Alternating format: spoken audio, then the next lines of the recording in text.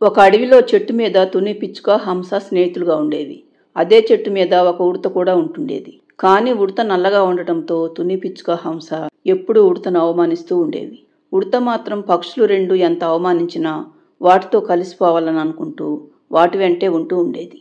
ఒకరోజు తుని పిచ్చుక హంస ఉడత బయటకు వెళ్లి వస్తుండగా వాటికి వాటి స్నేహితురాలైన నీలం రంగు పక్షి ఎదురుపడుతుంది. కొంతసేపు తుని పిచ్చుక హంసలతో మాట్లాడిన తరువాత, ఎంతసేపు మీరిద్దరే మాట్లాడుతున్నారు? ఆ ఉడత ఏంటి అస్సలు మాట్లాడకుండా అలా నిలబడి చూస్తూ ఉంది అంటుంది నీలం రంగు పక్షి. దానికంత సీన్ లేదులే. దాన్ని మా వెంట రానివ్వటమే మహా ఎక్కువ. దాని మొహం చూడు, నల్లగా ఎంత వికారంగా ఉందో. మమ్మల్ని విడిచి వెళ్ళమని ఎన్నిసార్లు తిట్టినా మా వెంటే తిరుగుతూ ఉంటుంది. అలాగా? ఇలాంటి వాళ్లకు మాటలతో చెప్తే వినరు, రెండు తగిలించి చెప్తే అప్పుడు వింటారు. అవును, ఆ పని ఒక్కటే మిగిలింది. ఎప్పుడో ఒకసారి అది కూడా జరుగుతుంది అంటుంది తుని పిచ్చుక. దాంతో పక్షులు మూడు పగలబడి నవ్వుతాయి. సరే మిత్రమా, ఇక మేము వెళ్తున్నాం, మాకు కొద్దిగా పనుంది అంటూ పిచ్చుక హంస అక్కడి నుండి వెళ్ళిపోవటంతో నీలం రంగు పక్షి కూడా వెళ్ళిపోతుంది. పక్షులు మూడు అలా తన గురించి చులకనగా మాట్లాడి వెళ్లటంతో ఉడతకు చాలా బాధగా అనిపిస్తుంది. దానికి చెట్టు మీద కూడా వెళ్లబుద్ధి కాక అక్కడికి దగ్గరలో ఉన్న నది దగ్గరికి వెళ్లి తన పరిస్థితి తలుసుకుని ఏడుస్తూ నది దగ్గర నిలబడి ఉంటుంది. ఉడత అలా చాలాసేపు అక్కడే ఉండి ఏడుస్తూ ఉండటంతో దాన్ని చూసిన నదికి ఉడతను చూసి జాలిగా అనిపించి, ఏడవకూడతా, నీకు నేను సహాయం చేస్తాను. నా తలరాతను ఎవరూ మార్చలేరు గంగమ్మ తల్లి. నేను బ్రతికినన్ని రోజులు ఇలా అవమానానికి గురవుతూ ఏడుస్తూ బ్రతకాల్సిందే. నీ బ్రతుకును నేను మారుస్తాను ఉడతా. నేను అందరూ అనుకుంటున్నట్లు మామూలు నదిని కాను. నేనొక మాయా నదిని. నేను నీకొక వరం ఇస్తాను. అదేంటంటే, వారంలో 7 రోజుల్లో 7 రంగులుగా నీ శరీరాన్ని మార్చుకునే వరం. ఇక నుండి నువ్వు రోజుకొక రంగు చొప్పున 7 రోజులు 7 రంగులుగా మారొచ్చు. ఇప్పటి నుండి నువ్వు నల్లగా ఉన్నావని బాధపడవలసిన అవసరం లేదు. అందరిలాగా నువ్వు కూడా అందంగా ఉండొచ్చు. ఇక నుండి నువ్వు నీ స్నేహితుల దగ్గరకు వెళ్ళనవసరం కూడా లేదు.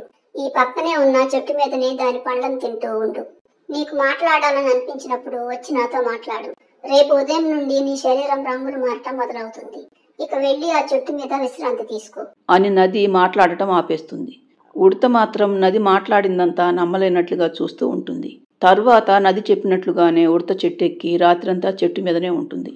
తెల్లవారేసరికి నది చెప్పినట్లుగానే ఉడత నలుపు రంగు పోయి మరొక అందమైన రంగుతో మారిపోతుంది. తనను తాను చూసుకున్న ఉడత తను కూడా పక్షులలాగానే అందంగా మారిపోవటంతో ఉడత ఆనందానికి అవధులుండవు.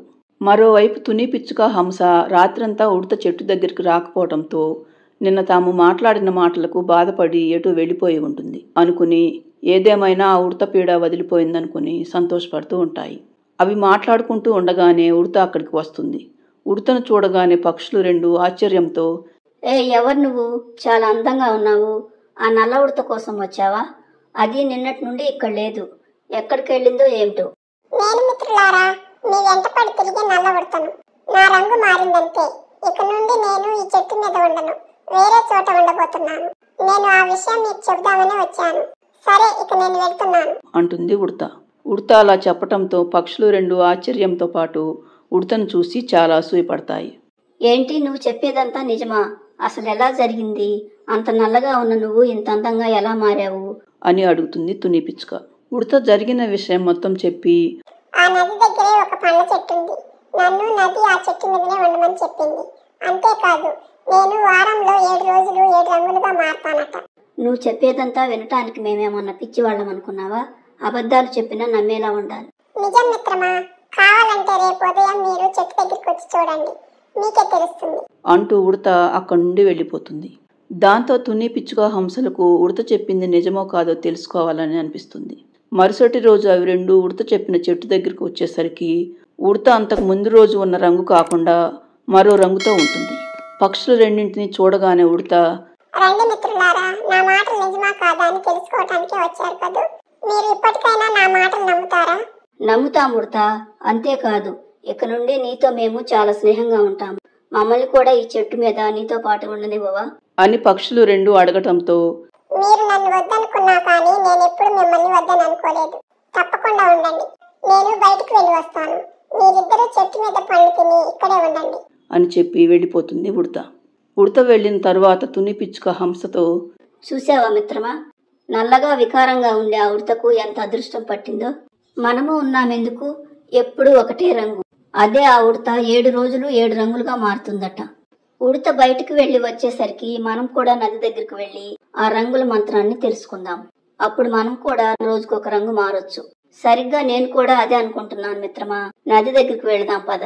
తరువాత అవి రెండు నది దగ్గరకు వచ్చి, అమ్మ గంగమ్మ తల్లి, ఆ ఉడతకు రోజుకొక రంగు మారే వరాన్ని ఇచ్చావట కదా. దాంతో దానికి బాగా పొగరు పెరిగిపోయి మమ్మల్ని చాలా అవమానిస్తుంది. దయచేసి మాకు కూడా దానికి ఇచ్చిన వరం ఇవ్వమ్మా. లేకపోతే అది చేసే అవమానాన్ని మేం భరించలేకపోతున్నాం అని పక్షులు రెండు అనటంతో, సరే మీరిద్దరూ ఒకసారి నదిలోకి దిగండి, మీ రంగు కూడా మారిపోతుంది అని నది అనగానే తుని పిచ్చుక హంస రెండు నదిలోకి సంతోషంగా దిగుతాయి. నదిలోకి దిగిన వెంటనే వాటికి అంతకు ముందున్న రంగు పోయి అవి రెండు నల్లగా వికారంగా మారిపోతాయి. దాంతో అవి రెండు ఒకరినొకరు చూసుకొని, అమ్మో నువ్వేంటి ఇలా నల్లగా మారావంటే, నువ్వేంటి ఇలా మారావని లబోదిబమని అరుస్తాయి. నాకు జరిగిన విషయం మొత్తం తెలుసు. ఎన్ని రోజులు ఆ ఉడత నల్లగా ఉందని మీరు అనరాని మాటలు అని అవమానించారు.